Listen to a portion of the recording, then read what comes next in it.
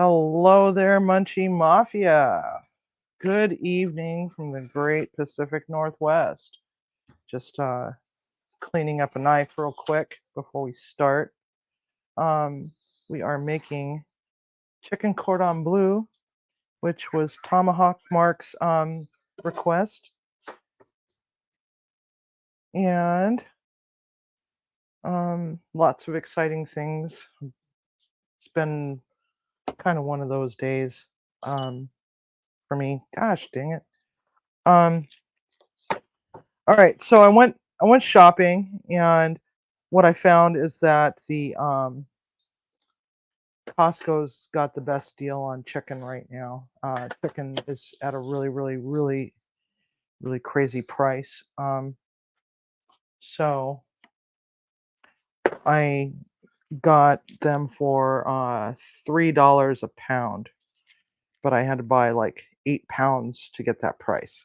So um, the nice thing about this is if you're like one person or two people, is that they come in these baggies. And there's a whole lot of these baggies. Um, so um, we got 2 chicken breasts because there's 2 of us. These ones look really clean.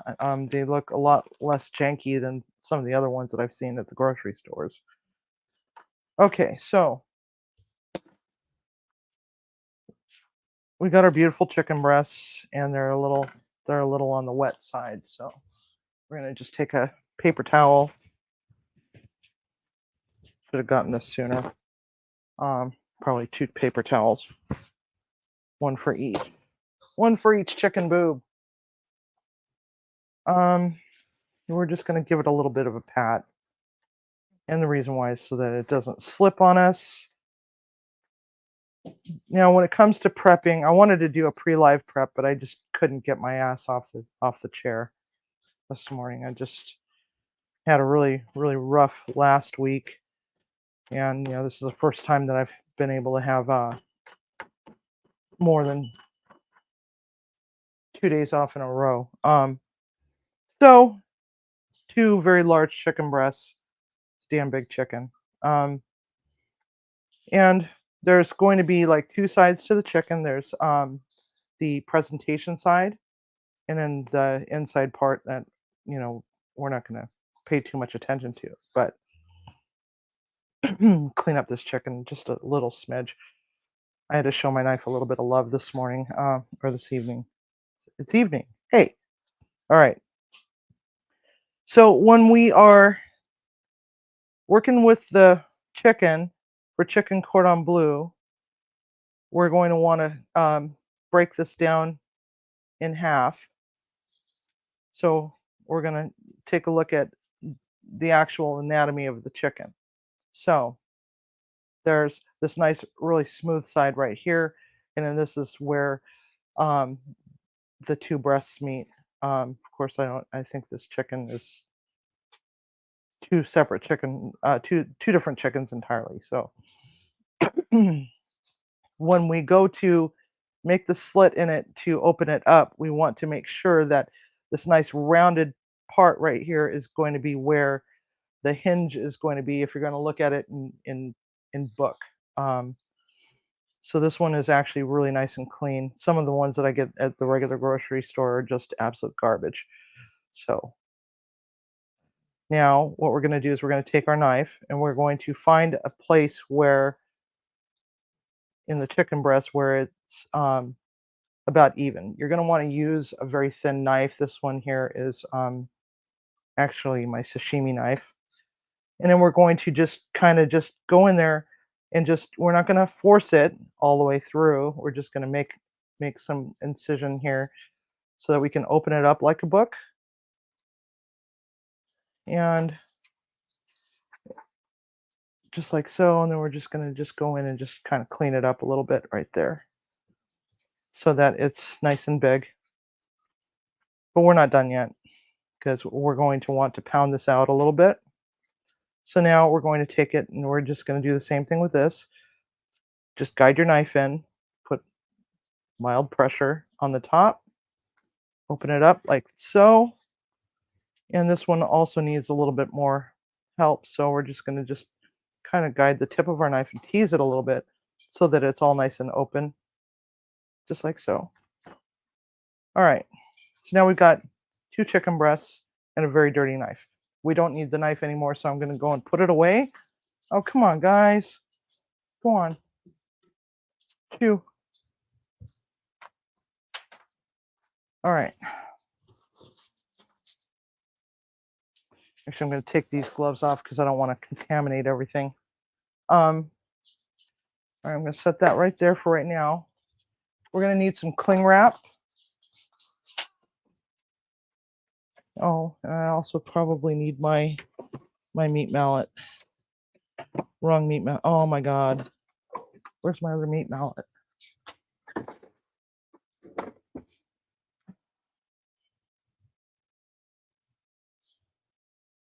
Shit.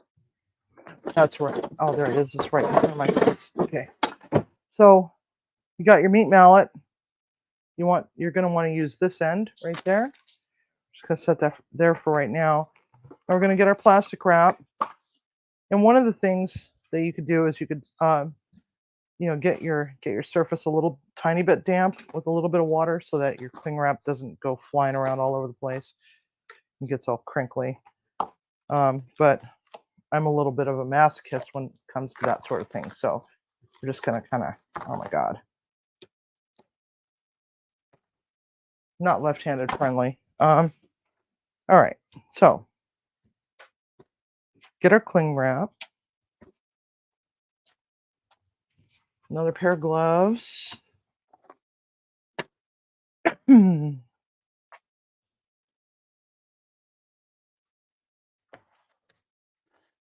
let's see who's all in the chat. We've got who? We've got Tomahawkmark and Mason, Captain Brian, Tiger, Andy Marak, Greg, Main Girl, Mason. I think I might have already said Mason. I'll just say Mason twice. And Viper and Greg. Hey guys, welcome.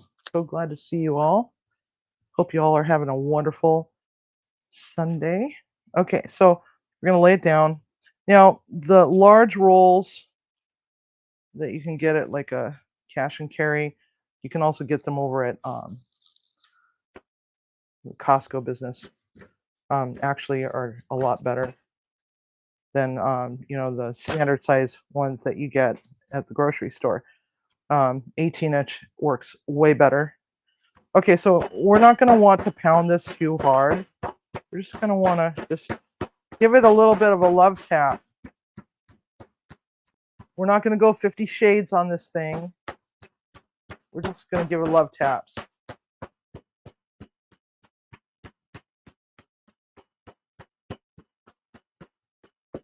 And as you could probably hear in the background, might hear some little jingle noises. We put bells on Cindy so that we can actually hear her, because this puppy is like a total ninja. Okay, so we're going to take a look. We don't want to pound it out too much because we don't want to thin it out too horribly much, or else when you go to roll it, it's going to be a pain in the ass. Okay, so make sure it's the flat side. You don't want to poke holes in plastic wrap. Just some little light love taps, and then we're just going to put that right there for right now. Set that there. Get another piece of cling wrap. This other breast. So in case y'all didn't know, there's been another incidence of the bird flu over in Texas. Egg producers got hit pretty hard. They had to kill off a really rather huge flock. Okay, so this one's got a little bit of a hole in it. Just keep an eye on that one. Now we're going to fold it over, fold this one over. Now what this is probably going to do to the egg prices is it's probably going to drive the egg prices up a lot. I don't know if it was one of the cage-free farmers. I haven't really been paying too much attention to it because I just can't. I just freaking can't. Every time bird flu comes up, it's like chicken prices skyrocket. Okay, so now we're going to go to this one and again use the flat side, and we're just going to love tap it. This is not supposed to be like something really traumatic where you're, you know, gonna get the cops called on you for possible domestic battery or anything. So love taps. Might take a little longer, but you know, it's worth it in the end. And don't press, don't hit and press. Just tap. We're not doing whack-a-mole at the state fair.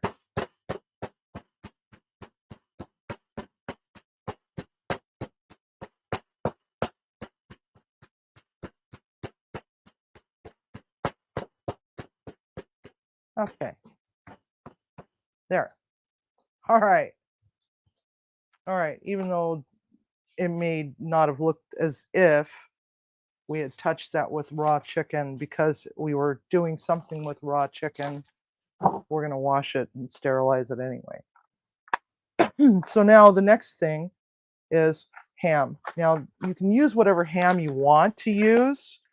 I prefer to use this stuff, and this stuff is Parma. A lot cheaper to buy this at Costco because this stuff actually freezes pretty well. It comes in a 2-pack. Prosciutto di Parma. The reason why I like this is because I don't really like ham in mine. I like it to have flavor, and this has a really, really, really good flavor to it.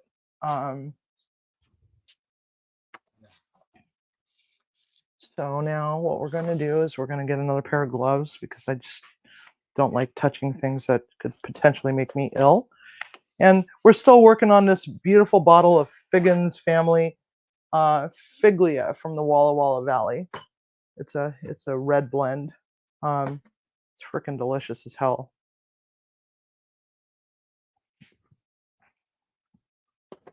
Well worth the price point. Okay, so now we're going to open up our package. And also the other thing is that you can use whatever cheese you like. You don't have to use, you know, whatever a recipe says. You can actually use whatever cheese you like. So what I'm using is going to be some shredded mozzarella because I got a lot of cheese in my refrigerator right now, and I just love prosciutto. It's nice and thin, so you can use however much or however little you want. And what you'll find is that it imparts a pretty good salt flavor to it. So we're just going to layer it in there.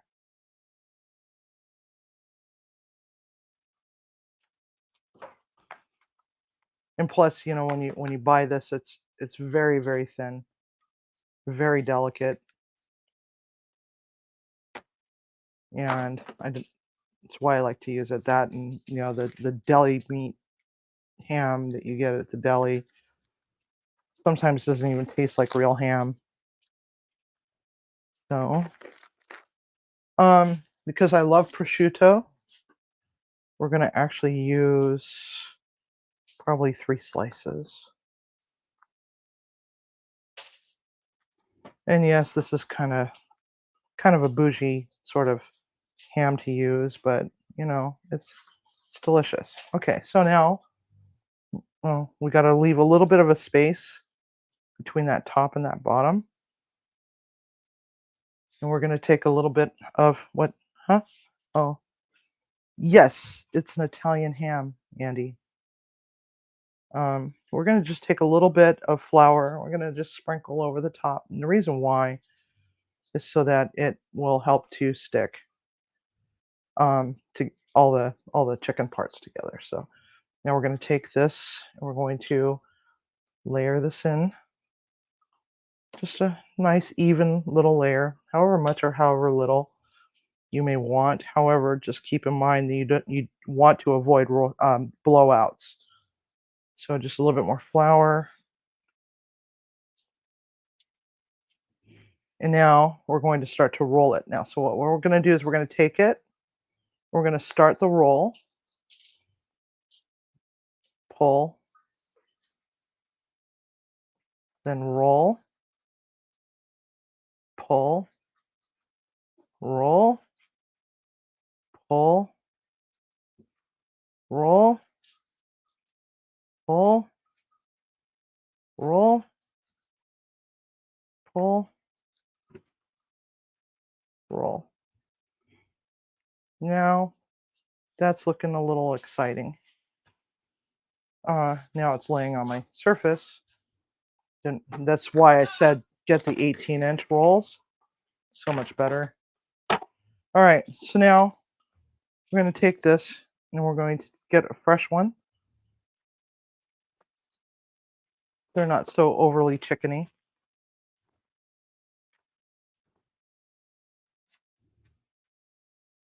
We're going to roll it up. Let's add a little bit more flour. Okay.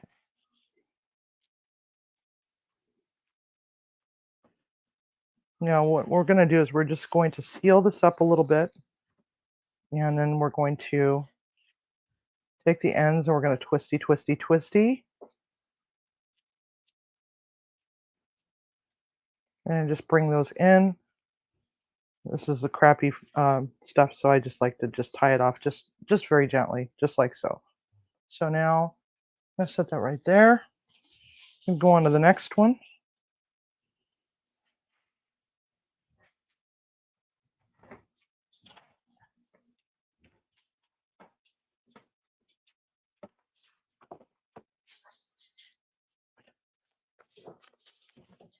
Now this stuff, the prosciutto, is really nice when you're building charcuterie, in that you can do all sorts of cool things. Wrap it around some lightly blanched asparagus if you wanted. And then just layer them out on the charcuterie board with your cheeses and stuff. Okay. We need a third one. We need a third one. Third one. Okay. Sprinkle, sprinkle, sprinkle.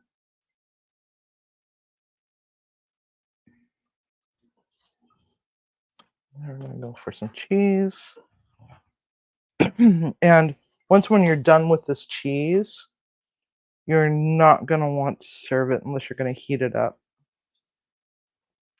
So just discard it. It's best to try to gauge how much you're going to need beforehand, because it's already been contaminated with chicken. So throw it out, okay?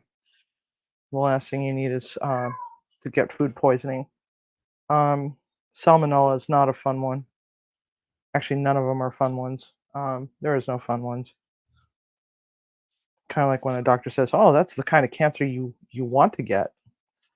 It's like, what the hell do you mean by that? Well, prognosis is so much better than some of the other ones. All right, so pull tight, pull tight, pull and roll, pull and roll, pull and roll. All right, so now we got this little beautiful little thing here. Sorry, I'm choking on my allergy nasal drop.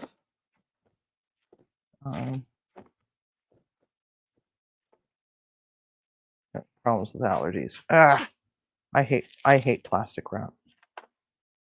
I don't want to have to sit here and dick around with freaking plastic wrap all damn day long. Okay, so now we're going to take this, transfer it to a fresh one.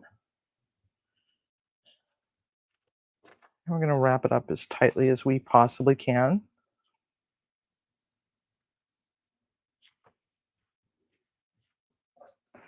So like I said, 18 inches. Size does matter, mean girl. Size does matter.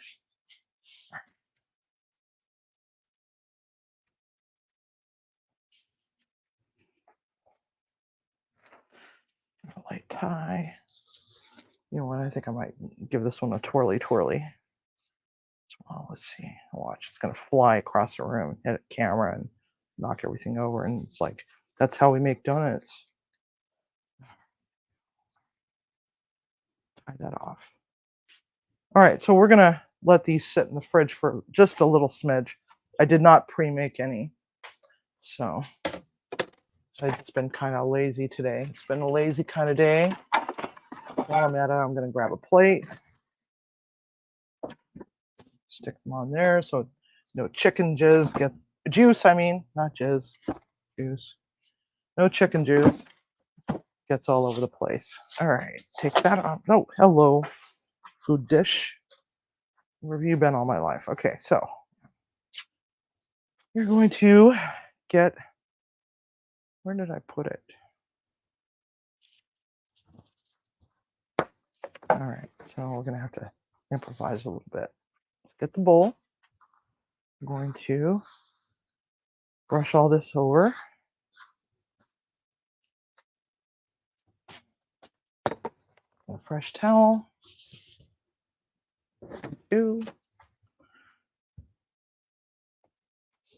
Get some nice little spray. Do not spray the surface directly or else you might cross-contaminate your food. Go. And there we have it. That's all nice and clean and sanitized. All right. So, tax. Gotta have a little tax here, so let's go for it. Because I love prosciutto.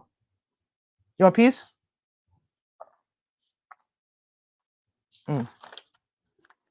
Actually, you know what? This one isn't half salty, half as salty as I thought it was going to be. That's lovely. So, Soterio is the brand. Wow, that is lovely. All right, so let's get the cheese out of the way because we don't want to accidentally get into that.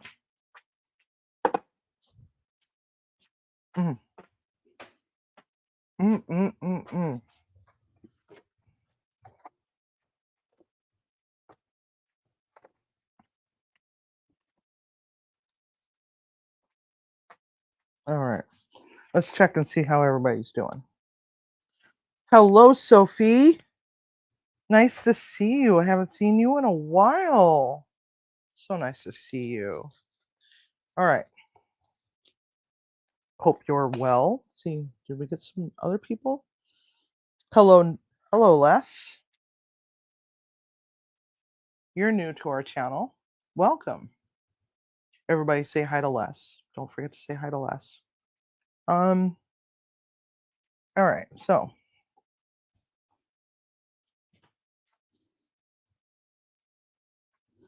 no spin the chicken. My can use a professional cook apparently. What? What? I don't know. Okay. Kosher salt. This is going to be our breadcrumb, and I use panko. You can use so-called pork panko, but do yourself a favor and save yourself a few bucks and just go and buy some pork rinds and just put them through your food processor. That's all pork panko is. It's just crushed pork rinds. been using those since before this whole keto thing came along. All right, so what we have is we've got eggs over here, flour, panko. These are going to be for our dredging station, but we got a little ways to go. I'm going to add just a smidge of Romano and Parmesan, finely shredded peas. We're just going to mix it together. I don't generally buy grated unless I buy, buy a wedge or something and then grate it myself, because a lot of the time those grated cheeses that you find at the store is primarily rind, believe it or not. So, oops. Put that back in the cooler. We don't need that anymore. All right, so now what we're going to do is we're going to work on our rice pilaf. And yeah, you guys are getting a bonus here. We are making a whole bunch of stuff. So I'm only making a small batch, so I'm probably not going to use all this. Takes about 45 minutes to cook rice pilaf, by the way. So we got carrot, celery, and onion. This is mirepoix. And what we're going to do, whoops, there's some of that on there. These have already been cut into julienne, also known as baton. It's the French term for julienne. Now, the size of your baton will determine the size of your dice. I'm a big fan of Brunoise, so these are actually bâtonnets, thinner. Okay, and then we also have our carrots already cut into planks, in order to get those ready for the bâtonnet.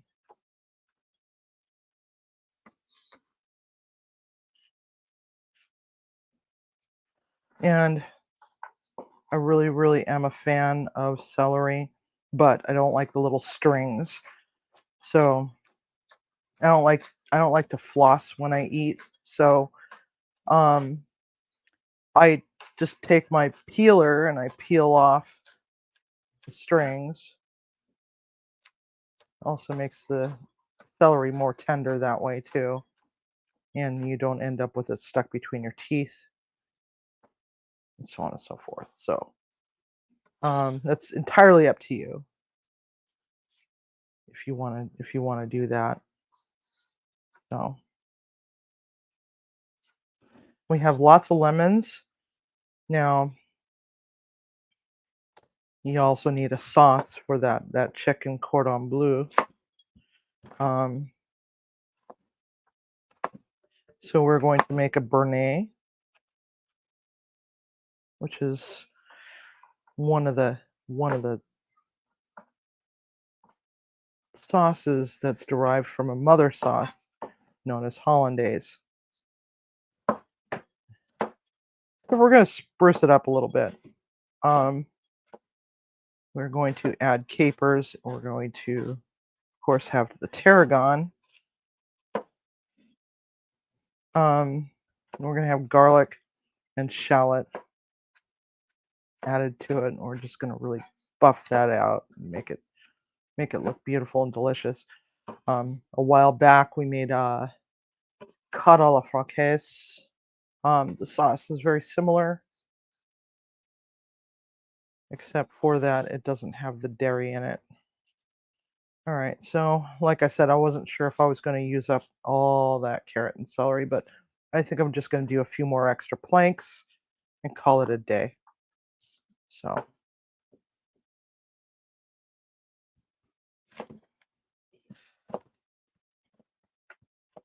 now, one of the things that you really do need is a stove to oven safe dish with a lid, or you can just use a pan and then transfer it over to an oven safe dish and then put foil over the top of it if you don't have a lid, but it's up to you. Okay, so now we got celery, carrots, and now we're gonna do onion. And who's texting me? Oh. So now we're going to just go in and we're gonna, not sure if I'm gonna use all this onion, but tomorrow is gonna be a fun one. It's gonna be chicken marsala. Had a craving for that. Over spaghetti noodles. All right. So I can always just use the rest of that onion.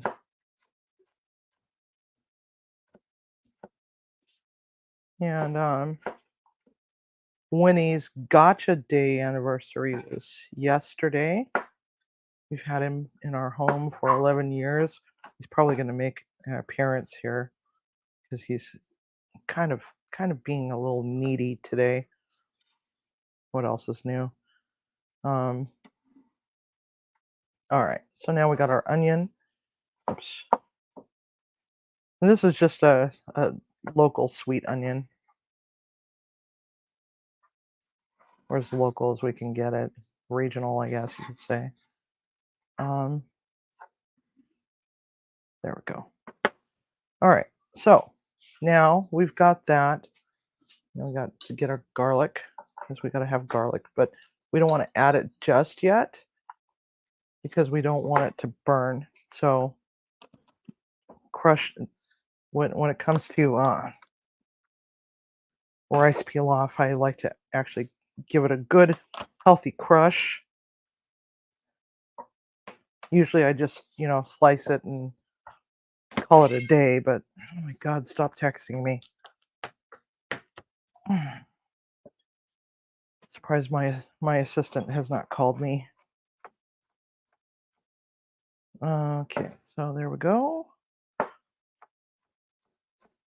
We're just gonna coarse chop it.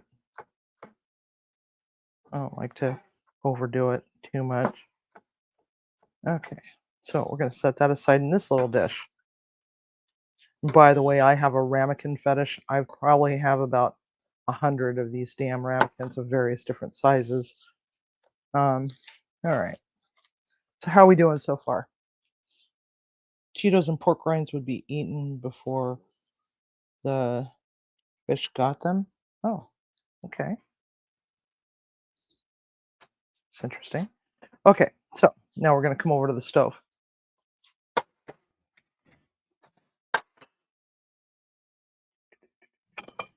Get my handy dandy spurtle that the onesie women just love to see me use.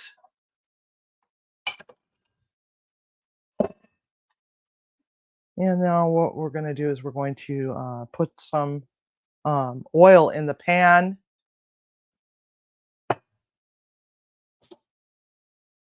We're putting oil in the pan and turning the oven on, or the stove on. The oven is already preheating. So thank you, Timmy. All right. Isn't this a cute little enameled cast iron dish? So like I said, we're not making a huge amount. I mean, this thing's tiny. We got so many. I even have one that's an apple sitting right here. Probably should have used the apple, but this one actually has more surface area. So now we're just gonna wait for a few moments. Let's check in on everybody, see how everybody's doing.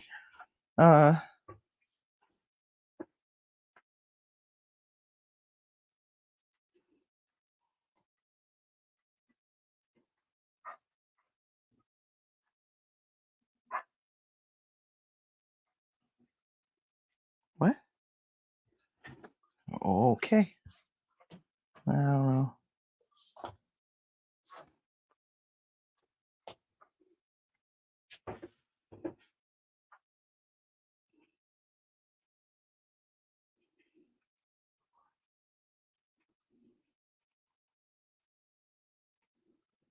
We're just waiting on the stove to heat up. What I hate about electric stoves. All right, let's see here. Oops. Whoopsie. Oops. There we go. No, I don't want to type to Siri. Just want to be able to read my screen without having to drag my tablet over here. Okay, so there we go. All right, let's see. That feels a little warm. Now we're going to just take some of this. Oh, yeah, it's sizzling nice.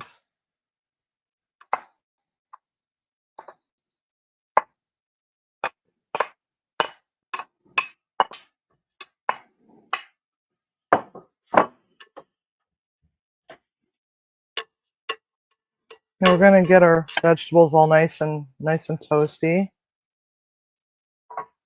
I might as well. And, the other thing that I noticed about grocery prices is the price of rice.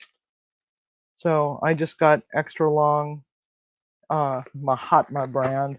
Got a 1 pound bag because it seems like I don't eat enough rice anymore. I used to have rice almost every day when I was a kid. I was just telling Main Girl about Loco Moco, what to do with ramen noodles.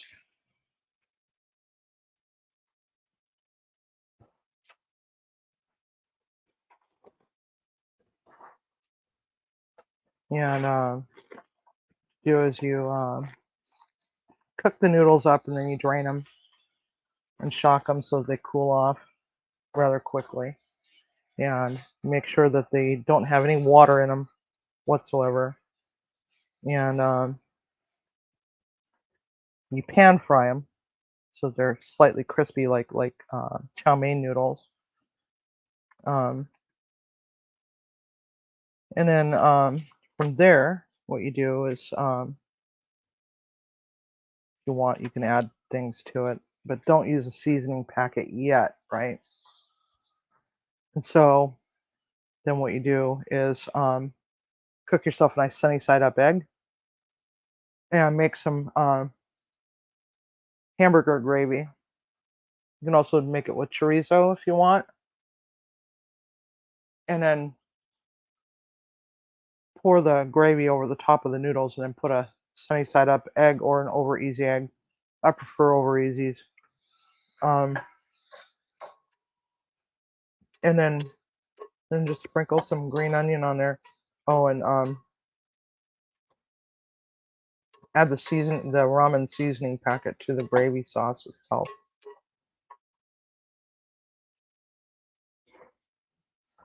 Oh, cool. Awesome, Sophie. I'm so glad.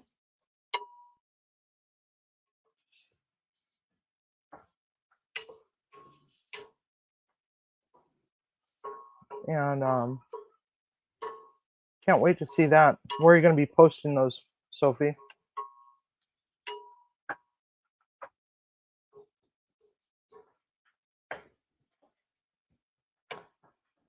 I would love to see that. Are you posting them on Insta or YouTube?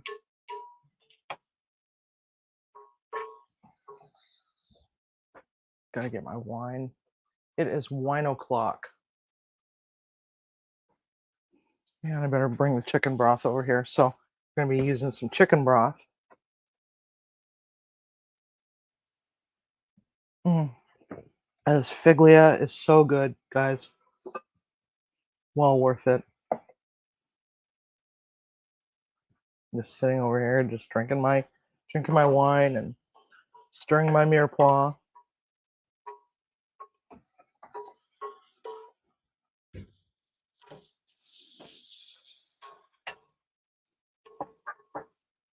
Oh,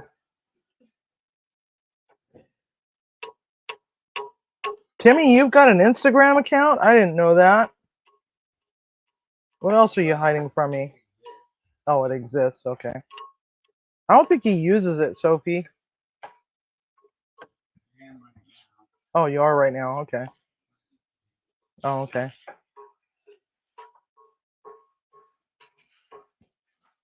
Yes, it's wine o'clock. Okay, so now we are got We've got some nice, pretty things going on here with this. The onions are starting to soften.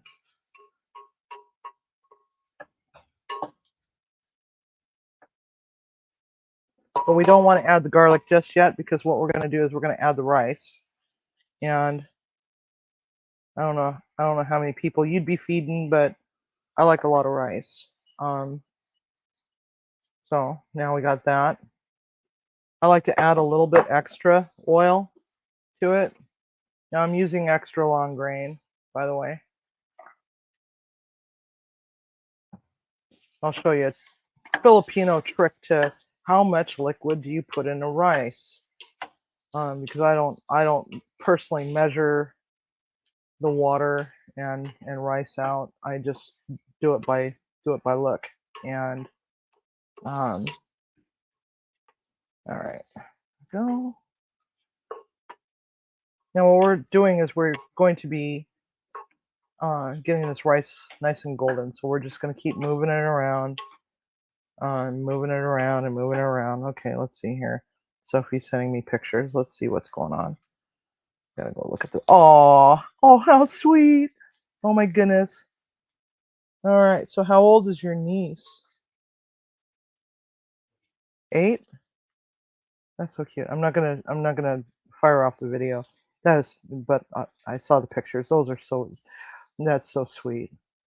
That's so cool. I'm so glad that you can spend some quality time with family. I feel like I'm part of the family. Thanks for sharing. That's just so sweet. I'll watch the videos later though, but the pictures were just so adorable. I just love that.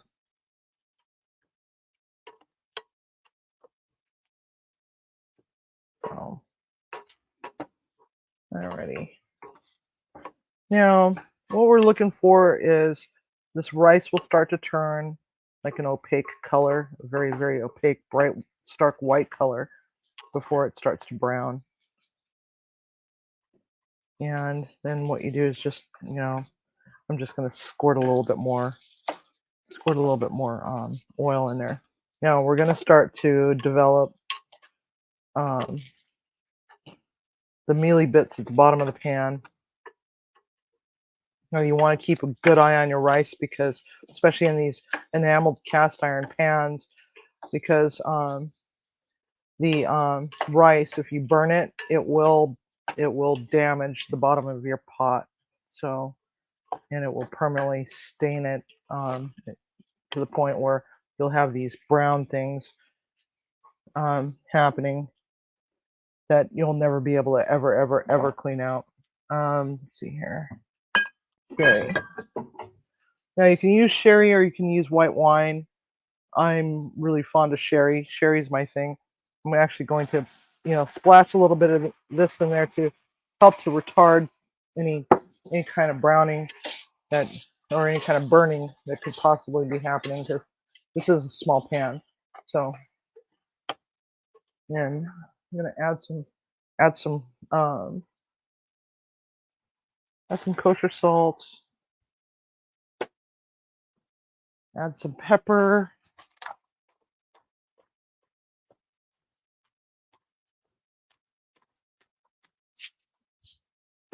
I don't like to put a whole lot of other seasonings into my rice pilaf, other than a little bit of, fresh herbs at the end and a little squeeze of lemon juice.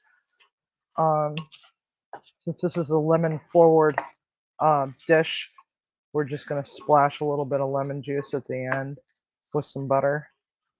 All right, so there we have this. See how the rice is starting to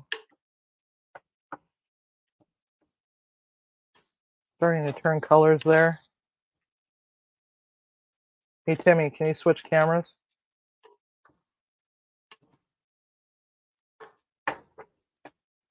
All right, so now we're to the point where we can actually add the garlic and not have to worry so much about the garlic possibly burning, because once when that burns, it's like you're done. You can't even go big or go home at that point. Just donut. Okay, so like I said, you're gonna start to get mealy bits down the bottom, um, and the rice is gonna start to stick. So just splash a little bit more wine in there. Have to free that up.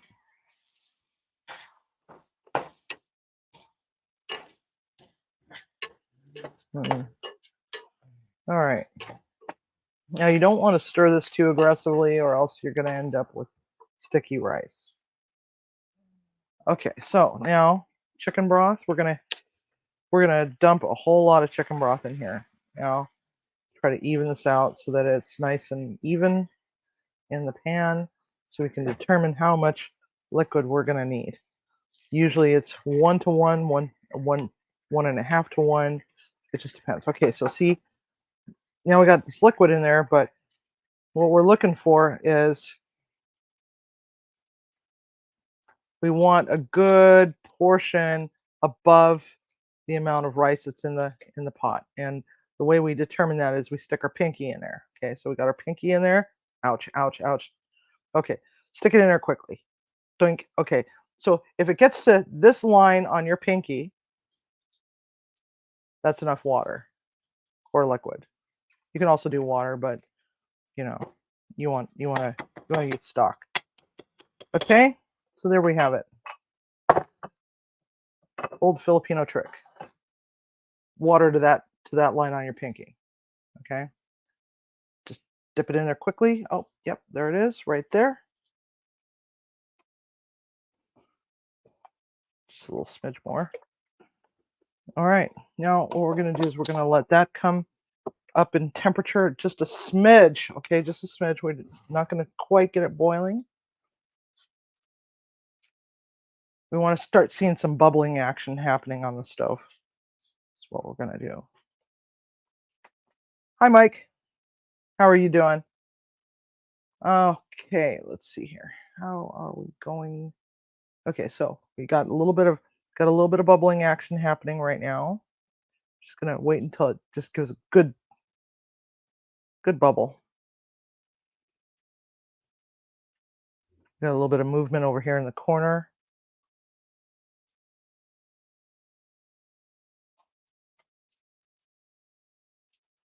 Okay, we got a bubble. Okay, so we're gonna turn that off for right now. And I'm gonna take my lid, stick our lid on there. I'm backwards. All right. Now we're gonna go in the oven. This bad boy. Okay. Into the oven. So we've got basically just enough for our chicken cordon bleu. God, that's delicious wine. Okay. Let's clean up our mess over here. And since I had already discarded my chicken board, because we don't want cross-contamination, we're going to come back over here, clean up our mess over here, put our scraps over here, and we're going to start working on the components for the sauce so that I can mess up this cutting board and won't have to worry so much about it. Oh, and we also want to prep up our asparagus because we got some lovely asparagus. There's only 2 of us, so we don't really need all of this asparagus. So we're just going to do just a little smidge of this asparagus, just like so. Now, always wash your produce. I already pre-washed earlier. So now we're going to just snap and snap, and that's how you take care of asparagus. That's probably enough for one person. We are huge fans of asparagus in this house, so we don't go around determining how our pea smells afterwards, so don't really care so much about that.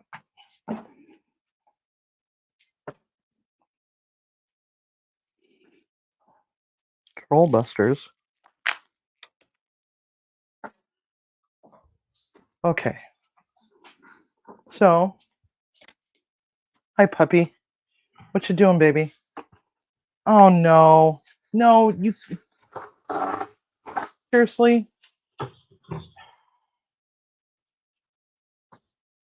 right. So, we're going to get our asparagus ready by getting a little foil tent, just like so. Yeah, I couldn't even believe how expensive asparagus was. Um, Salt, pepper, and call that a day. All right. Now, just gonna take it and we're gonna just wrap it up. We're gonna pitch it into the oven a little bit later. But for right now, it's just gonna sit there and get happy in its little parcel. Yeah, to hell with it. I'm not looking to make everything perfect. So, okay. So now we need to get our stuff ready for our sauce, and we also have to get our stuff ready for the dredge. But let's get the stuff that has the potential to be cross-contaminated with salmonella out of the way first. That way I don't have to, dirty up a third board. Okay, so this is just flat leaf parsley or Italian parsley.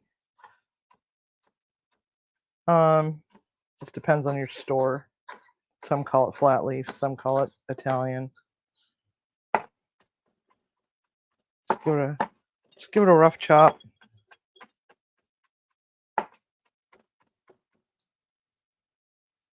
All right. Put that there, just like so. And just like so. Now we got our tarragon. Now, some of this parsley is actually going to go into our rice pilaf. So I'm just going to set that one aside. And I'm going to take this one and I'm just going to kind of bind it all up.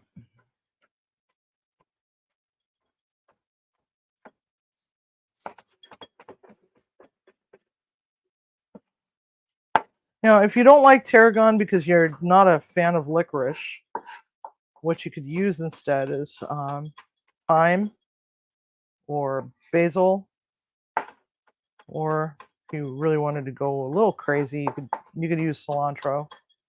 And then put a little squeeze of lime juice in with your lemon juice. Just give it a little bit of a different flavor. That is, if you want. So, okay, this one's gonna be for our sauce. Now we got our lemons, cut in half, cut in half, cut in half, and in half. All right, it's 4 lemons. These are seedless lemons, thank God. It was weird because I was at the store and seedless lemons in a bag were cheaper than regular seeded lemons. I'm like, that's that by $1. So I couldn't figure that one out. Couldn't understand why. And I'm like, well, that's a no-brainer. I'll save $1. I'll go with these. See what the rage is all about. So I'm gonna juice these lemons. Now, if you don't have a lemon squizzy, you can actually get these ones at Walmart. But if you do get one at Walmart, don't reef too hard on the handles because I've had them break on me before. Ended up with a big sliver of pot metal in my hand.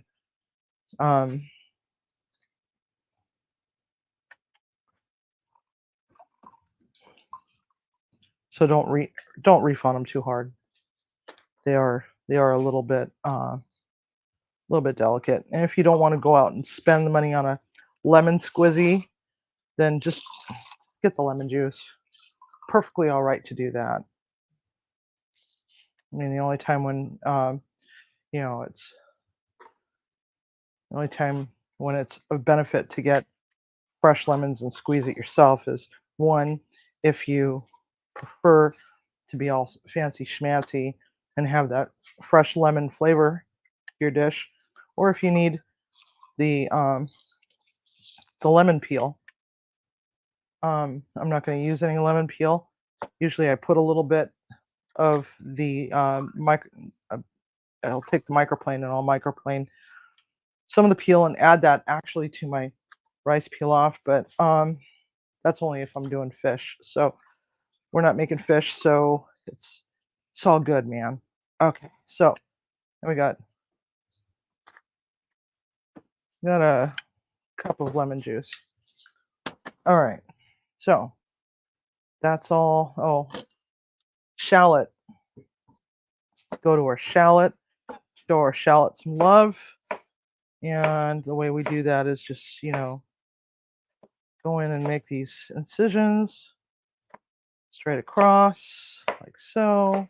Keep your fingers out of the way,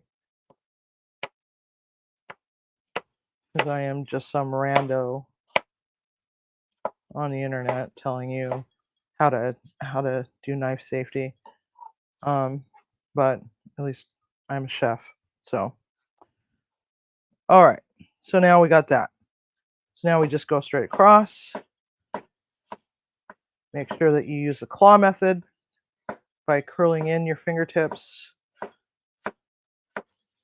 Now, if you're going to be doing a lot of knife work on anything, depending on what you're cooking, and you're doing a lot of knife work, make sure that you splay your fingers out and stretch and straighten them out, or else you end up with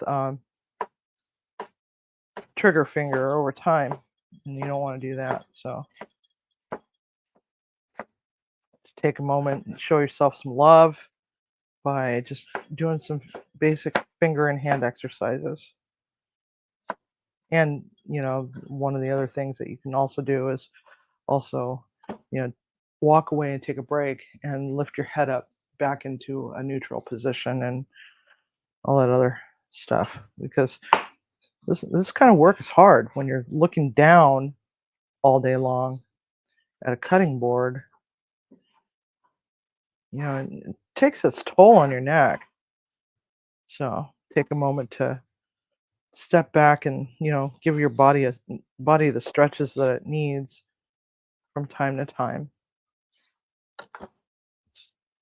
Big pro tip for any line cook that's looking to really break into doing this whole culinary thing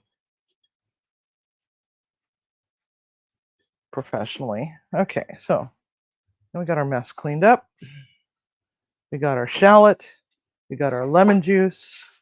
We've got this. We've got that. And we got a whole lot of other things. So now I'm going to bring my garbage bowl over here for just a moment. And we're going to crack some eggs. Set these aside here. Now we're going to need some egg yolks for for our sauce. So first off, we're going to separate our egg yolks. We're going to need 4 egg yolks.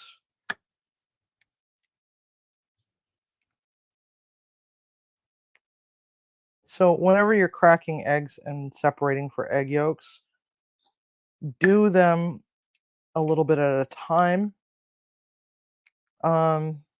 and use a third dish. And the reason being is because, especially if you're going to be making meringues, you can't have any egg yolk in your whites, or else your egg whites are not going to beat to a stiff peak ever, no matter what. Even one speck is going to just totally ruin it. Okay, so I've got the 4 there. Now, what I did was I'm saving those out, the egg whites out for our egg wash. So now we're going to crack some more eggs so that we get some of the yolk in there as well. So now we got yolk.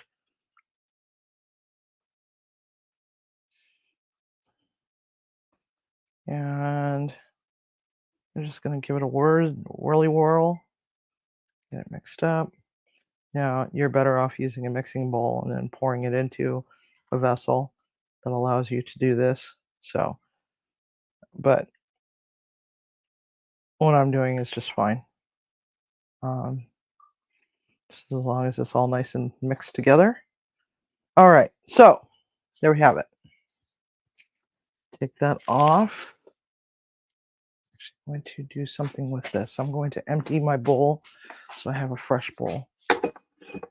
Pseudo fresh bowl. I'll dig all my dirty dishes out of there first. I threw away something very valuable the other day, or the last time I did this. So I'll go through the garbage a little bit. A little bit of kitchen utensil dumpster diving. I think I got it all out. Let's see here. Yes, I got it all out. All right, so now we are going to give our eggs a little bit of salt and pepper. I'm a believer in giving everything a little pinch of this and a little dash of that as we go along. All right, so now we're going to get our chickens out of the cooler. All right. And I'm going to go and get my pan nice and warm. It's best to use a pan that's not a nonstick. Okay. What are we doing? Chicken. All right.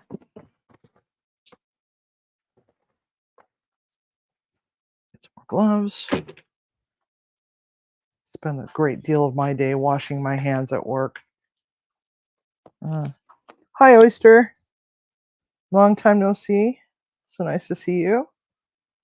Have I missed anybody? All right. Go take a look at our chickens that have been in the cooler for roughly about an hour. And they're holding up nice and they're holding up nice. All right. So there's our other chicken. There's my garbage bowl. I left my garbage bowl over there. What am I thinking? Garbage bowl. Garbage bowl. Garbage bowl. Okay. Yeah, I have my garbage bowl. All right. First, second, and third. Maybe I should do this backwards. Yes. Because we're going back over here. Okay. So now we want to be very careful when handling this, okay? We're going to want to dredge it in flour. Okay. Dredgy, dredgy, dredgy. This way everything sticks to it. Okay. So now we got our dredge on there. We want to make sure that we handle these with care, okay? Don't just, flip them around like you're swinging your dick around or anything like that. Okay. I can't believe I just said that. No, I do believe I just said that. Harvey, you are contagious, man. Love you. All right. So we want to make sure that we got that going, okay? So now we got these. Let's get this out of the way.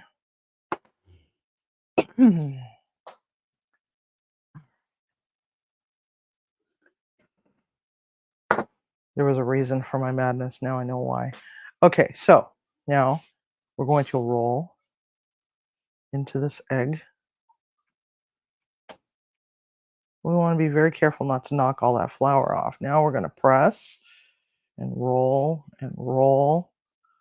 but make sure you don't press too hard because you can actually split that lovely roll up, and it'll open up, and the next thing you know, you're going to have a popping mess all over your stove. We go to fry these. So now we're just going to layer it on there and squizzy, squizzy, squizzy. Squizzy, squizzy, squizzy. There we go. All right, let's do another one. Just like so. Oops, that one's, see, that one's opening up. So the way we fix that is give it a little flour. There we go. Flour is like glue. Huh? I know I made a mess. What else is new? What? Me making a mess? Oh, yeah. It's because I'm Wreck-It Ralph. Wreck-It Ralph is in the house. Hey. All right. Yes, I made a mess. But that's okay. Okay, so take the extra breadcrumbs and just go and pat it on there, but don't pat too hard. Just give it a light love taps, okay? Light love taps. All right.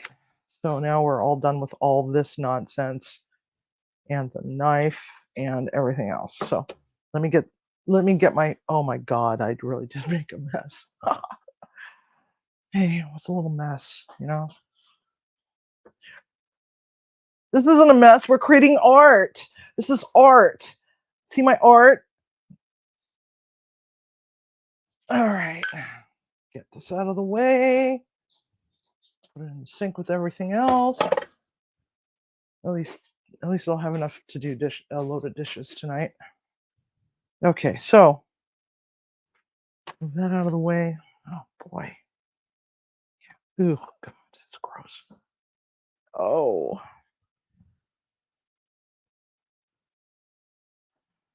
Gelatinous pre-chicken offspring. Okay. Oh, it's gonna be fun to clean. Let's get that out of the way. Put that right there.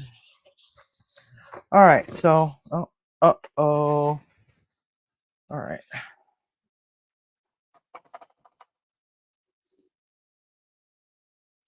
So we got our stuff in the oven for our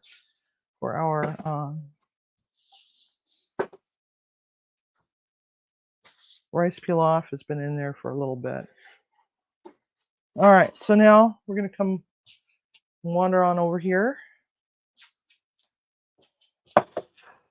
Low power mode, low battery. Oh boy. Okay, so I guess I'm gonna have to shut my phone down and just, you know, bring Mr. Tablet over here.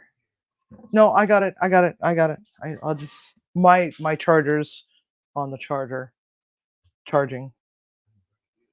Yes, and it's okay because you might need it. No, we're not barking. What? Somebody need to go outside and go potty? All right. Well, if you want to go take her out and go potty. Oh, you're gonna leave me here to die on the stove? Okay, fine. All right. So now this is one of my favorite pans. This is actually non-stick, but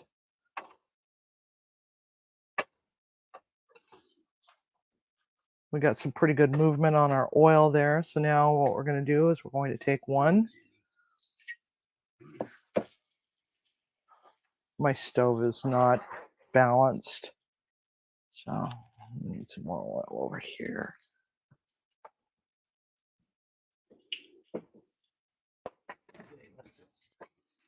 Get rid of this plate.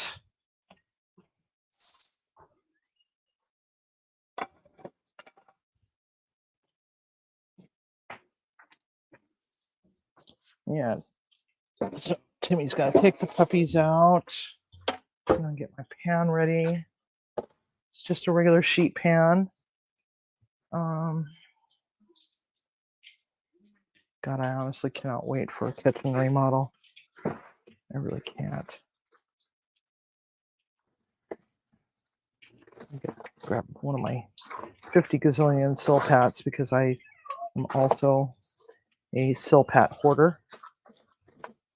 So many freaking Silpats, it's not even funny. Come here. Uh-oh. And there goes everything in the drawer. Yeah, I definitely need a kitchen remodel. Just ridiculous. Either that or just get rid of some stuff. Probably just get rid of some stuff. Maybe I'll have a garage sale and invite y'all over, and you guys can buy a little piece of my kitchen. Proceeds can go to new kitchen, so I can accumulate more stuff. How does that sound? Okay. Oh, yeah, that's right. That happened the other day, didn't it, Rain Girl? The whole egg thing. Okay, so we're going to take a lookie. Oh, yeah, that's got some beautiful golden color. Now, we're not going to completely pan fry these because these are rolled up chickens, and there's a whole lot of FU in the ass if it's undercooked. Oh, what did you do over the weekend? I spent the weekend watching a chef on YouTube cook. Oh yeah, how did that go? I got food poisoning. It's salmonella. Yeah, no, I don't want to do that. So, yeah, we're just gonna let that oil move around a little bit. Now over on the Discord, I shared a picture of what happens when you get popped by oil. I ended up spending like over $600 fixing a tattoo. It was straight across my avocado and artichoke and eggplant, and it was all over my hand, and it was horrible, and it got infected. The one on my hand got infected. It was horrible. It looked terrible. Looked like Freddy Krueger for a little while. And I had to wait like 6 months for it to heal completely before my artist would even touch it, because she's like, no, it needs to heal thoroughly. All right, add a little bit more oil. Less is more. We're actually going to finish these in the oven.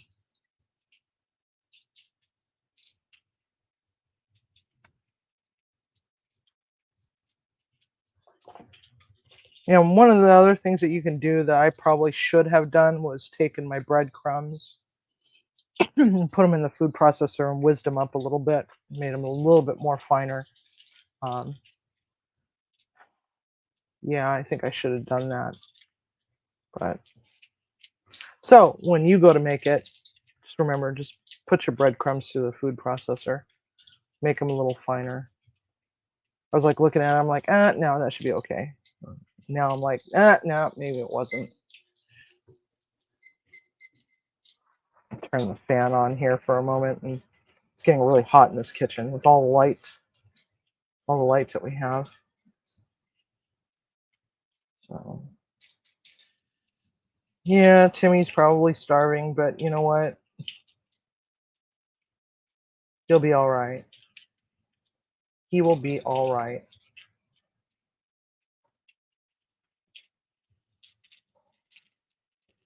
He's thin. He needs to eat. Yeah.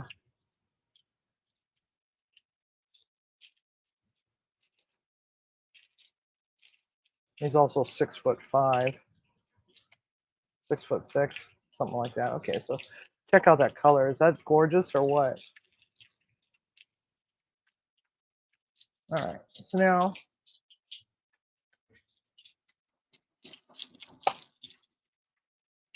we don't want to burn it. So what we're going to do is we're going to transfer it to this pan. Presentation side up. That looks pretty presentationally. So that's not really a word. I made that up.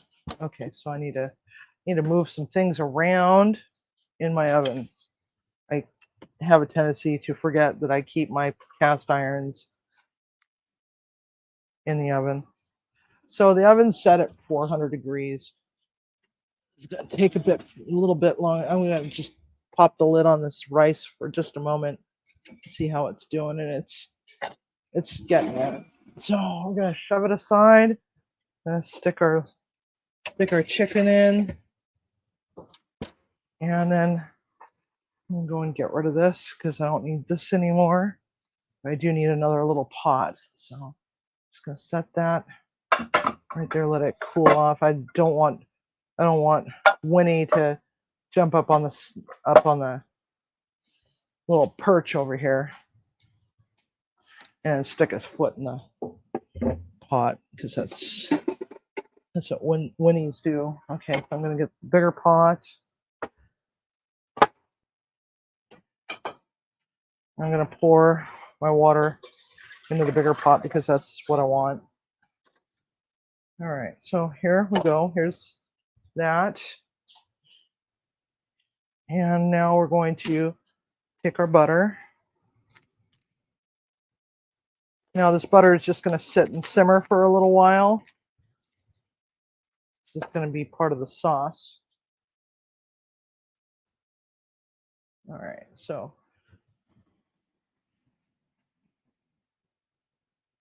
there we go.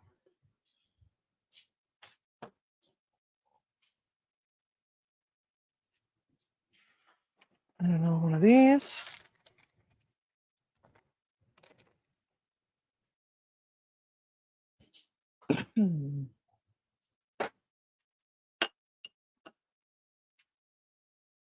So these are just going to get happy on the stove. So we're just going to set that to a 2, maybe a 3. I could change my mind in a moment. All right. Check and see how everybody's doing. Hashtag Bucci. Oh.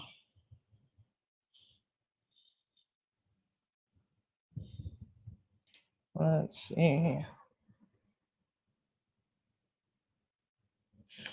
Now, thankfully, my tablet has a lot of protective stuff on it, so if it gets popped, it gets popped. Not a big deal. Okay, so we're gonna just turn that up a little bit because I'm feeling a little bit impatient. Just a wee little bit impatient. Oh, I left the ham out. There's only a sliver. Actually, there's a few slivers. This stuff is so good.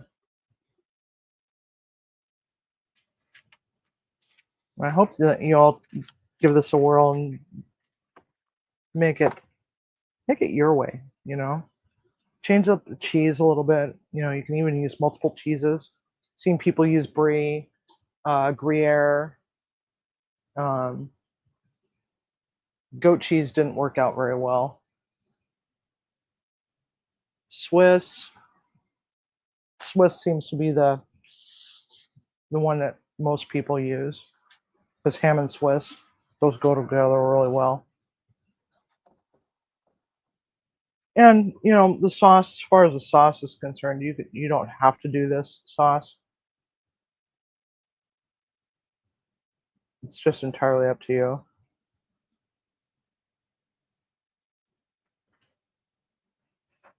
So this is a pot of water.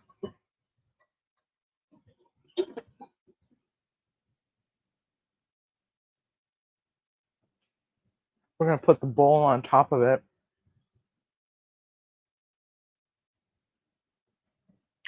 Got the whisk out.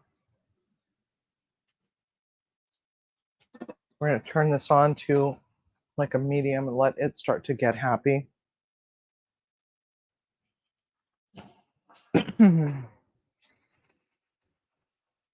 But this here is where all the money is. So we always want to make sure that, you know, we don't burn this. But we want the flavors to come out. So we're going to actually add a little bit more salt to it. Always salt everything a little bit. You can always adjust later.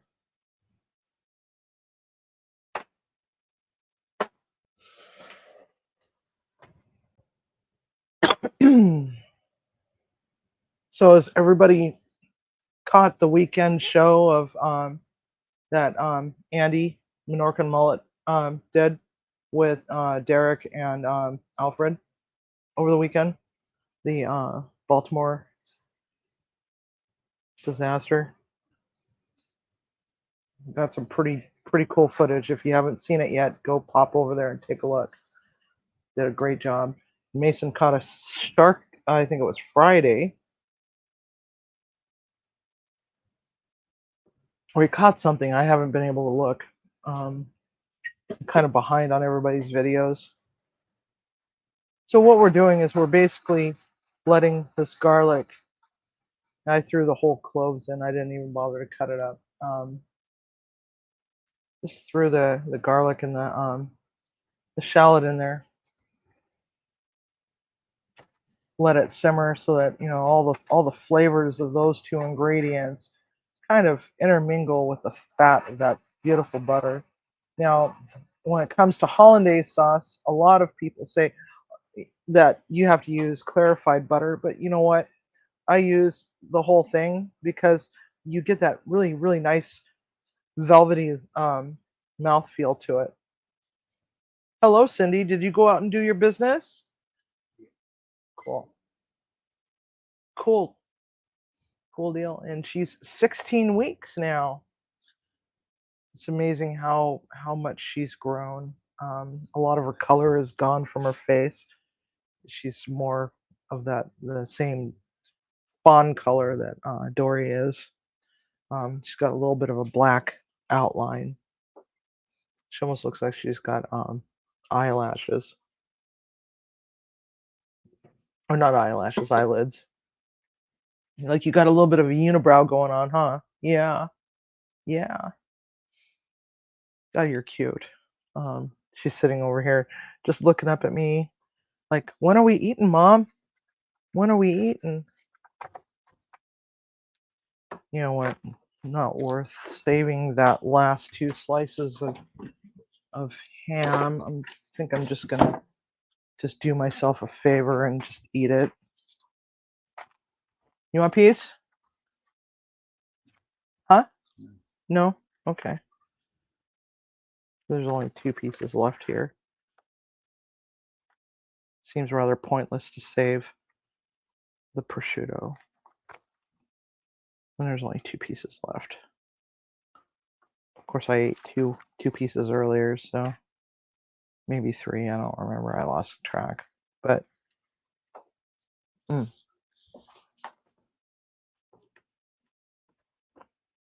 Cindy, you want to try? You want to try a little bit?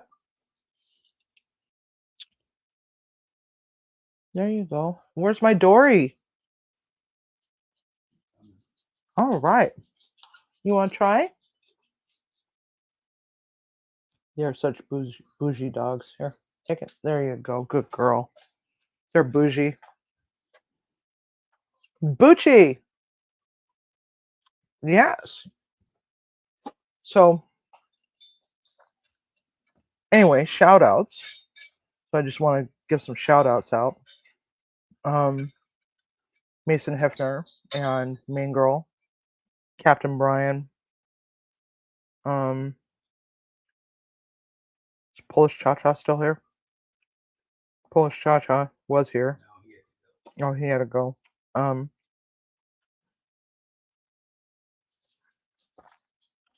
And did I say Captain Brian? I don't remember. Oh gosh, I didn't even see Food Boat come in. Food Boat still with us? Oh, that was like about a half hour ago, an hour ago. Anyway, so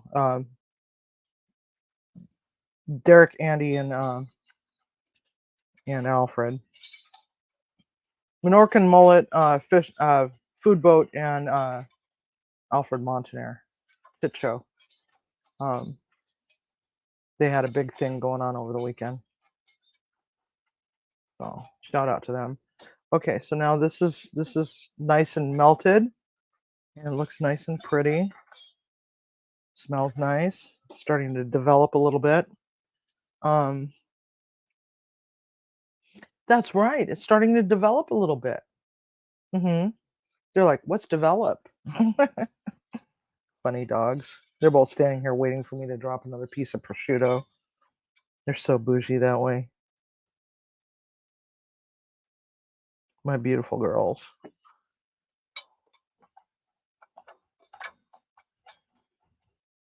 Hi, Teresa.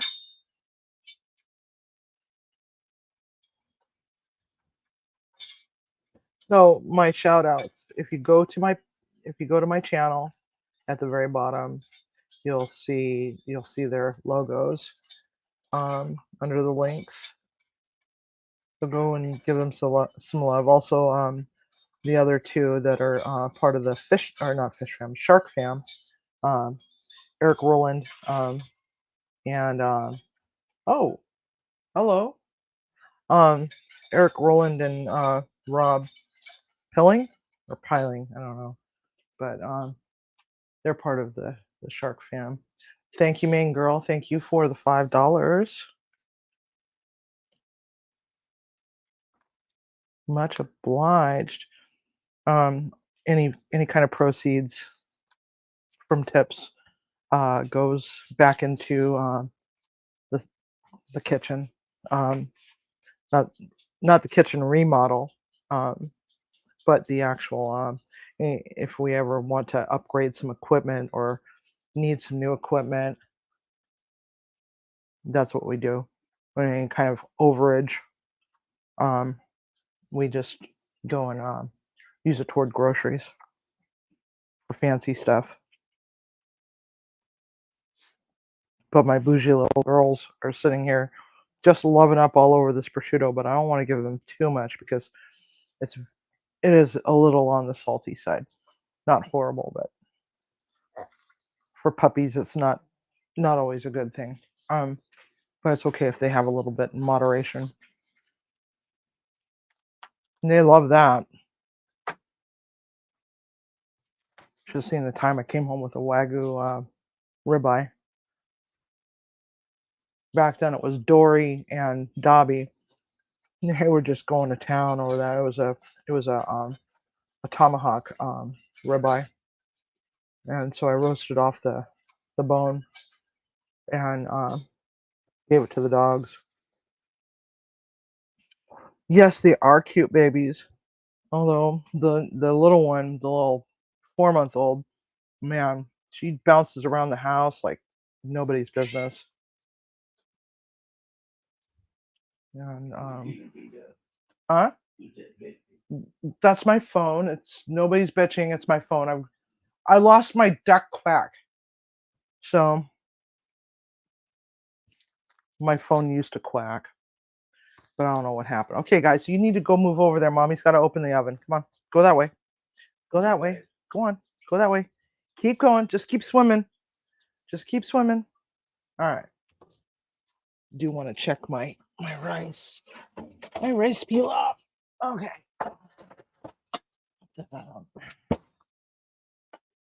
Oh yeah, look at that. So take a gander at it. I don't think it's done yet. I think it probably needs another 10 minutes or so. Let's take a looky. Look how beautiful that is. Oh no, actually that looks like it could be ready. Mm. Yummers. All right. So see how nice and fluffy that is? It's not overly wet. It is sticking to the pot a little bit, but that's okay. But look at that. Is that gorgeous or what? Of course, the only thing that I can really taste is the prosciutto at the moment. Okay, so now we're going to take this. This is our herbs that we had. Go on, Cindy. Go to Daddy, please. Please. This is a dangerous area. Go on. Go, Cindy. Go on, baby. Go to Daddy. Go to Daddy. Go to Daddy. All right, so we're gonna just take a little smidge of this butter and we're gonna just put it on there, just like so. I'm actually gonna need that later. All right, so what we're doing, what is that? Oh, it's a hairball. All right. So now we got that going. We're just gonna stir up our rice. Now One thing I do want to add is a little bit of smoked paprika.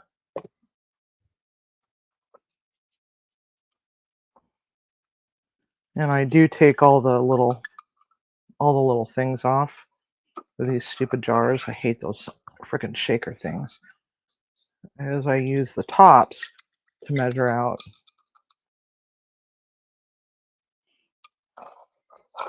I use the lids. All right, so now that's got that. We're just going to move this around. Let that just do its thing. Okay.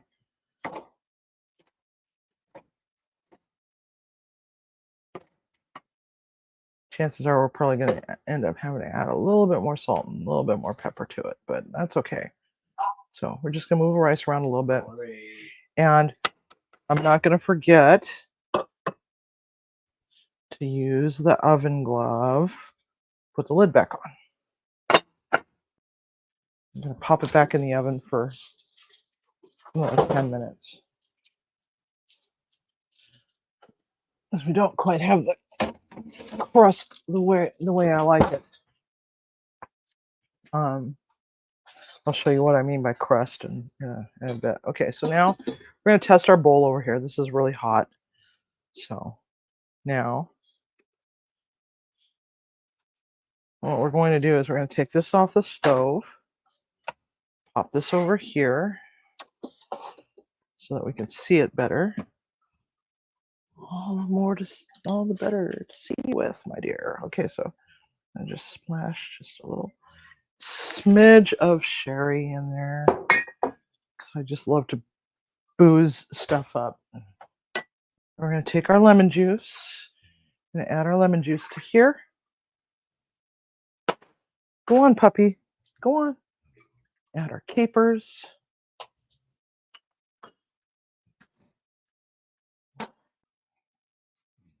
Go on, baby. Go to daddy, honey. Please go to daddy. Go to daddy. All right. So now we're just going to let this get a little warm on the warm side. We just dumped a bunch of cold stuff into the bowl. So not going to take much time at all for it to warm up. We don't want to heat it up too much because we have to put the egg yolks in there. We want it to be we want to get this liquid to just steaming. That's why we're using the double boiler method, or else you end up with scrambled. Nobody wants scrambled. All right, I'm going to get my handy dandy thermometer. And just in case anybody has not caught on to some of the tools that I use, this one is a Javelin. It's not the pro version. It's made by Lava Tools. I'm going to open this oven up real quick, and I'm going to actually stab my chicken and see where we're at. So we have a baseline. We want to make sure that we stab it in at least 3 different places, because salmonella is no joke. It really is no joke. So that's going to just be another 10 minutes. We're pretty darn close. Okay, so now I'm starting to see some steaming action in our bowl. Now what we're going to do very carefully is that we are going to take a little smidge. We're going to get our ladle back over here. We're going to take a smidge of this. Where's my spoon? And a spoon. We're going to take a little smidge, right? We have our egg yolk here. What we're doing is we're tempering. And when we temper, what it does is it's just basically introducing them with a handshake of sorts. So we're just kind of introducing the two of those, the heat to the cold, so that when we do go and do this, we do not end up with scramble. This scramble is no good. No bueno, man. No bueno. All right. So when you use capers, be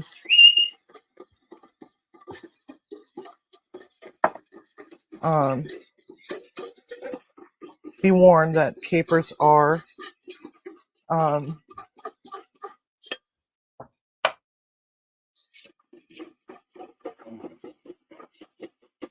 very much on the salty side. So, if you're very sensitive to salt, what you're going to want to do is you're going to want to make sure that you adjust accordingly. You could also rinse them off, or you can deep fry them in a spider. Okay.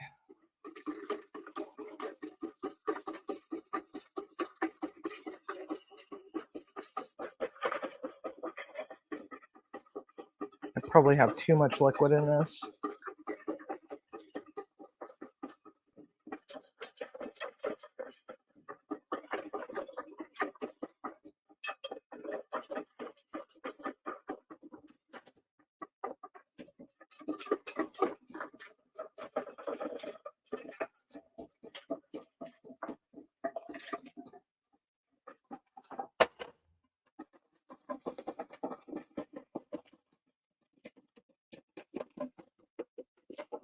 And I'll show you how to fix that.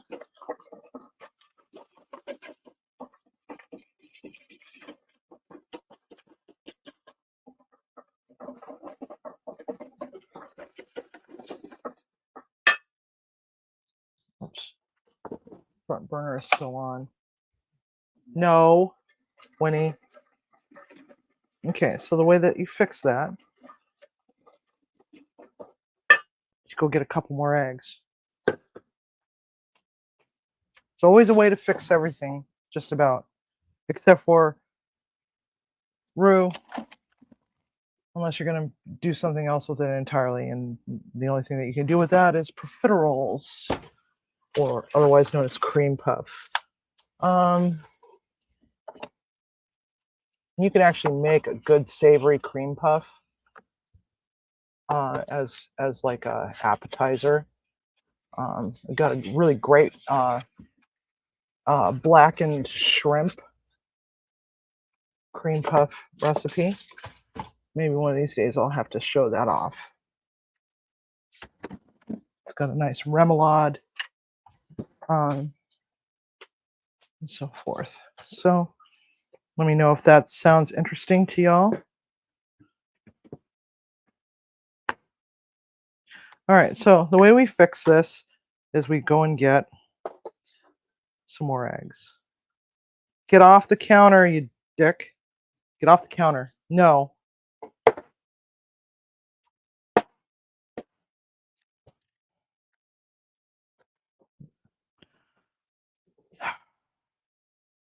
Winston, you are an asshole. Okay.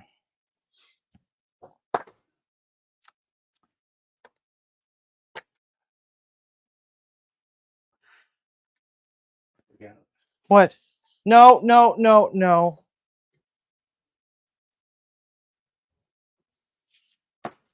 He just really desperately wants to get up on that stove.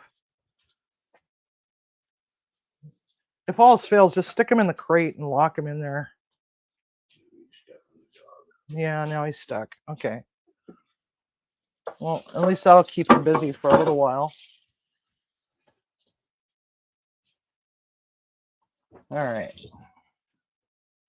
Goodness gracious. Is it a full moon or something? God, animals are just acting bizarre lately. So are the people too, but another story for another day. Okay, so now we've got this. Okay, so now we're gonna just give this a love tap. See how warm that is, because we don't want to introduce it to something that's too hot. So now what we're gonna do is, just in case, we're just gonna transfer that all over here.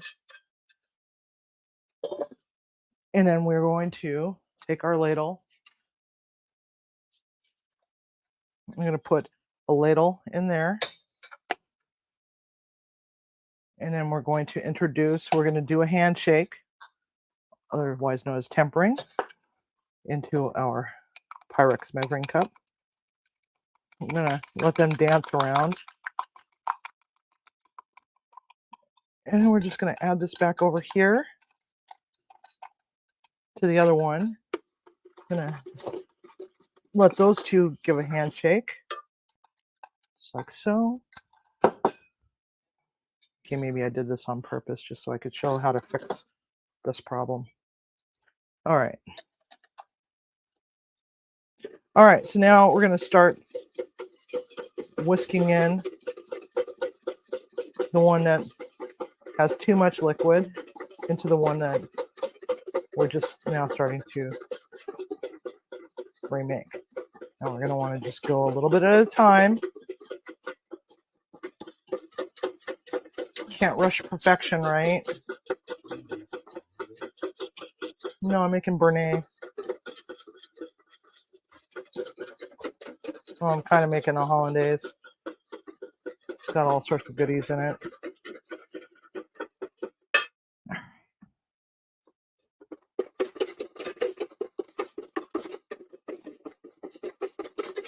See how it's starting to get really nice and thick? Starting to thicken up compared to what it was. I mean, it was just modestly thick before, but now we got some real thickening action going on. Mean girl, it's thick. It's so nice and thick. Oh.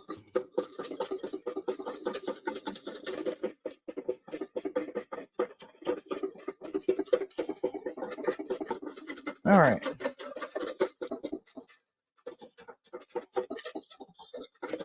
Now, some of the other sauces that you can do with this, it would be like a mustard sauce, like a mustard glaze, like honey mustard. It's up to you. But this is the one that I like to do the most. There's another one. There we go. See, that's nice. Still has some movement to it, but it's emulsified nonetheless. Okay, let me get rid of this. Now, if it breaks, you're shit out of luck. Okay.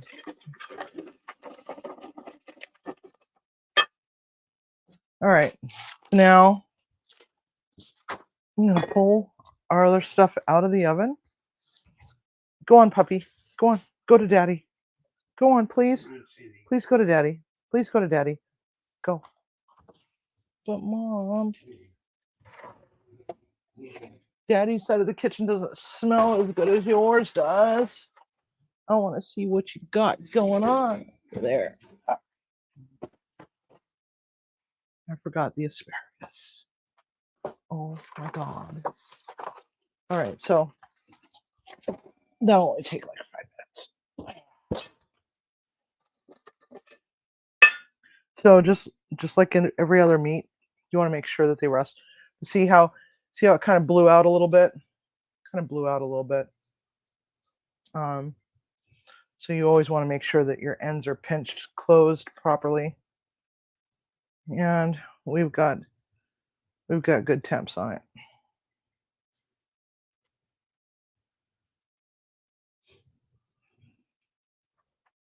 But there is such a thing as carryover temp, so we're just going to let it sit for a few minutes.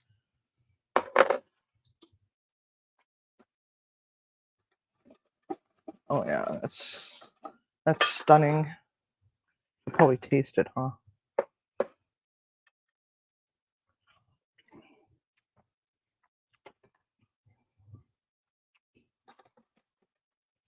Mm. Mm. We never want to add the herbs too early, or else you end up with these dark green, sad-looking things. So it's time to do that. See, look at that. Is that gorgeous or what?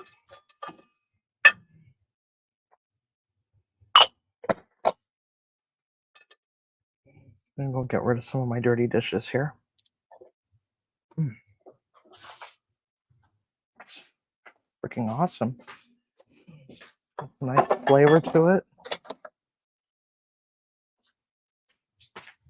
It's got the perfect amount of salt to it because I only put just a little tiny smidgen. But what I am going to add is a little tiny smidge of, yes, it looks like my cupboard is about to explode. I got to do some spring cleaning on my spice cupboard. A little smidge of nutmeg, okay? And the reason being is because it adds a whole other depth of flavor, and it kind of brightens up those herbs, while also toning down the flavor of the lemon. All right. Let's just hope and pray I can close out without it exploding all over the place. So now, just gonna give that a little bit of a what for.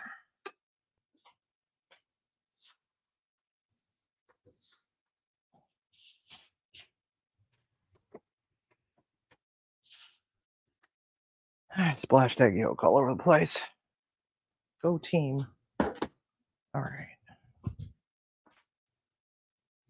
Let's see here. Do you want to take a look at my rice?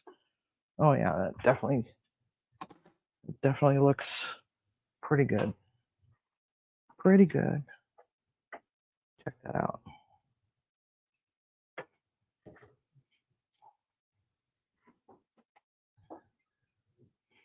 I wish I would have gotten it browned a little bit more, but it's nice and fluffy. I'm just waiting on the asparagus at this point. So let's hang out for a few moments. See how everybody's doing so far. Everybody still with me? In our case, it's just stupid effing animals. They're not stupid. Popcorn balls with lots of marshmallows.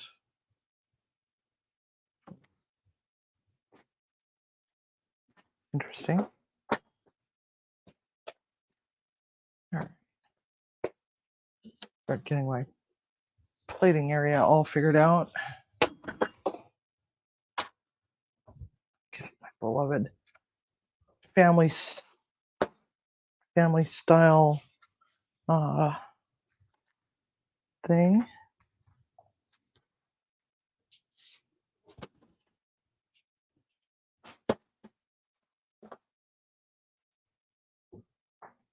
And our rice. Oh yeah, that rice just smells so delicious.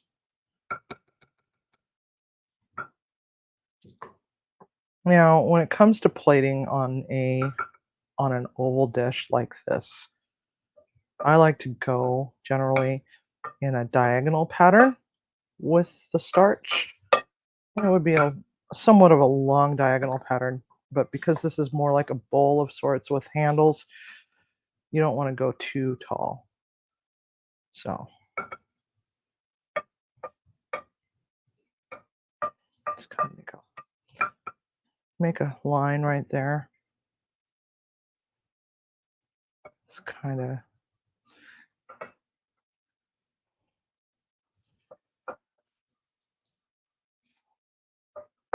all right. There's that. Let's get the rice out of the way.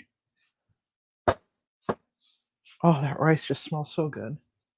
It really does. Okay, I need cutting board. End up with 3 cutting boards dirty anyway. Lovely. Seems like F my life. Get to do dishes. Okay, there we go. Nice and pretty. Where's my tongs? There's my tongs. Okay. So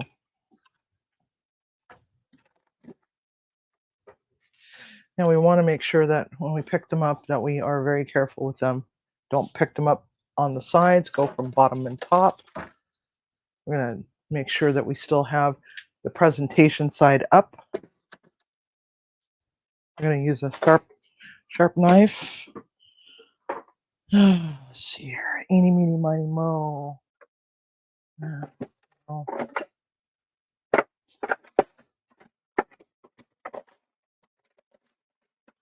yeah, I guess you're gonna have to do. Okay, so now with Cordon Bleu, I like to make sure that I cut on the bias so that you see a lot of this beautiful goodness. And then what you're gonna want to do is just kind of lay it out like so. You don't have to be perfectly square. Ooh, it's gorgeous. All right, just like so.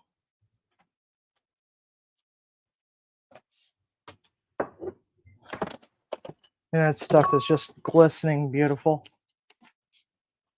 I mean, check that out. Is that gorgeous or what? Now, what you could do is you could put a gravy boat on the side and serve it like it is, or you can just drizzle very gently your sauce.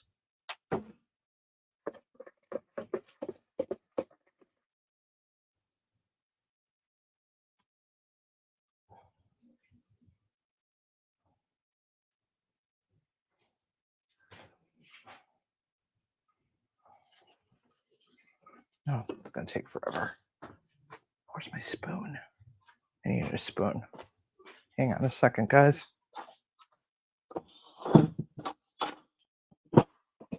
Okay.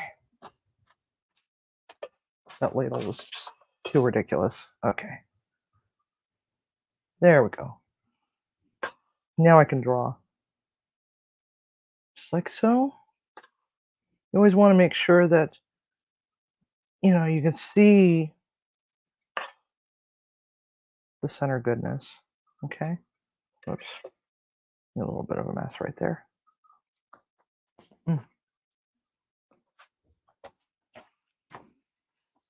All right. So I don't like to cook my asparagus all the way through. I like them to be what's known as al dente.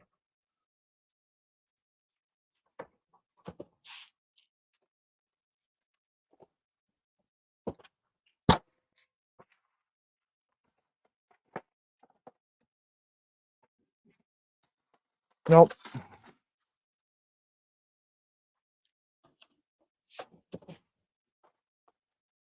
Get back in the oven, you. Hurry up and cook. Okay. So I didn't time this right.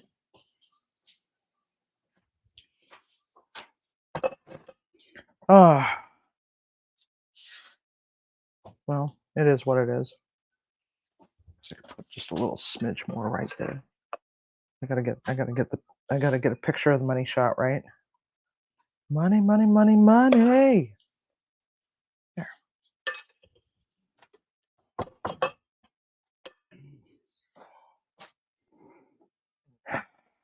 90% to what? I don't understand.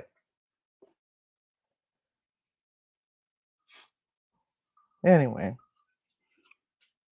so how are we all doing so far?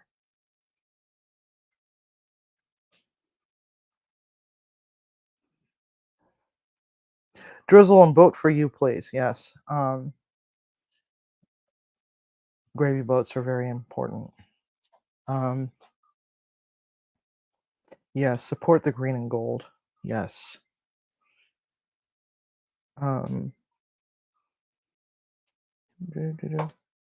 yes, I'm a dipper too. I love to dip. Just waiting on the asparagus.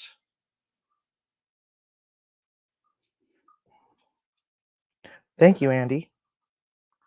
I think I kind of goobered up the saucing over here. Once when I got the spoon and was able to draw it out, it's like we're gold. We're golden. Um, I mean, it's not absolutely perfect, but to my credit, I haven't made this in a while. So, but again, put your crumbs into into the food processor and let them whir around a little bit. Don't do it too fine, or you might as well use flour at that point. Um, Did you get out of there? you named the sauce for me? What did you name it? The sauce is pretty freaking delish, man. Um, so I'm getting a little impatient with my asparagus. Purposely bought baby asparagus so that this would go pretty quick. Stirry stir.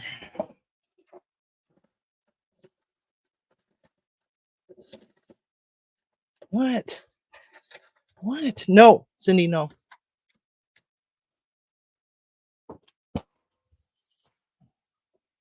Civvy sauce. Civilicious. It's civilicious. Oh, the eclipse cover. When is that supposed to happen? It's funny that was it you, Mark, that mentioned civilicious? My former crew used to call me that from back in the steakhouse days. They used to call me that. I'm sorry it's taking so long, Timmy. Huh? They need to cook a lot longer anyway. Yeah.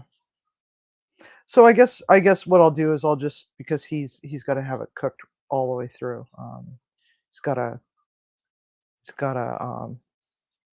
problem called gastroparesis. Um, and sometimes textures affect that, and so I have to cook it a little bit longer. So I guess we're just gonna have to show it without the asparagus because he's getting antsy. He wants to go. He wants to quit for the night. So yeah, I should have blanched the asparagus, but they're already in the oven. Timmy ordered DoorDash. What did you order? Anyway, so I guess we'll do the money shot without the asparagus. Just pretend that there's asparagus on this plate. So here we go. And that's Cordon Bleu.